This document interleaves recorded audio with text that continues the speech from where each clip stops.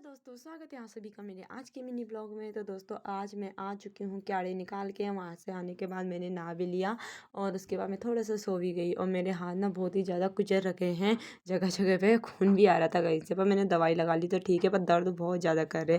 और क्योंकि क्यारी निकालते टाइम ना हो जाता है। तो आज मेरी दीदी रेनू का है एनिवर्सरी। तो ये एनिवर्सरी मतलब 7 साल कंप्लीट हो गए उनकी शादी को। तो मैंने सोचा क्यों ना उसकी एल्बम देखी जाए, क्योंकि इसमें हम बहुत छोटे थे उस टाइम। 7 साल पहले की बात है भाई, आप लोग अंदाज़ा लगा सकते हो कि कितने मतलब टाइम हो गया है। तो यहाँ पे आप लोगों को दिखाती हूँ मैं उसकी फ़ोटोज़, और पूरा एल्बम दिखाऊंगी मैं आप लोगों को। पर मैं आप लोगों को मेन दिखाऊंगी, मतलब फैमिली दिखाऊंगी अपनी, क्योंकि अगर मैं सबका बारे में बताने लग गई ना तो फिर बहुत ही ज़्यादा टाइम हो जाएगा। और अभी मेरी मम्मी ने मेरे को 2-3 काम और बता दिए हैं कि करना क्या है मेरे को, तो मैं फटाफट से बता देती हूँ। तो गाइस, करते हैं अब आप लोगों के साथ फ़ोटो शेयर। तो यहाँ पे देखो मेरी दीदी और जीजा जी, मिस्टर राजेंद्र बिष्ट और मिसिस रेनू बिष्ट। तो यहाँ पे दीदी के इतने प्यारे प्यारे से पोज।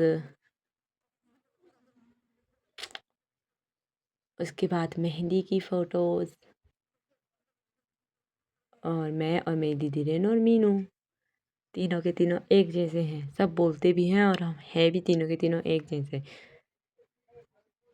उसके बाद गाइस, मैं ना आप लोगों को फटाफट से दिखा रही हूँ क्योंकि टाइम बहुत ही ज़्यादा कम है और फ़ोटो भी आप लोगों को बतानी ज़्यादा ज़रूरी है।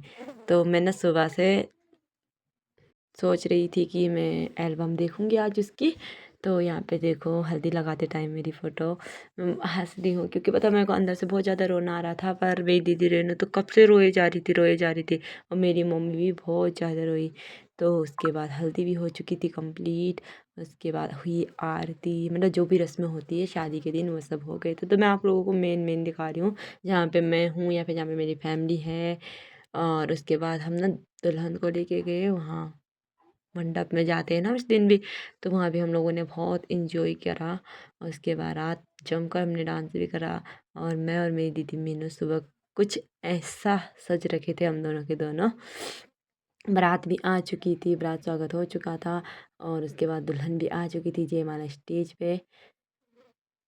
अच्छे लग रहे ना दोस्तों? आप लोगों को कैसी लगी इन दोनों की जोड़ी ज़रूर बताना। ये मेरे दादी और दादा, मिस यू दादी दादाजी। तो यहाँ पे हो गया दुल्हन का कन्यादान। उसके बाद पूरी रियल ज्वेलरी पहनाई गई रेनू दीदी को। और उसके बाद दुल्हन को लेके गए हम मंडप की ओर। और वैसे ना मतलब हमारे पहाड़ में तो ऐसा होता है कि मंडप बहुत ही ज़्यादा दूर होता है। मतलब ऐसी ऐसी जगह होता है मंडप जहाँ दूल्हे की नज़र पहले ही नहीं पहुँचती। तो हमारे लिए तो वो बहुत ही ज़्यादा दूर था।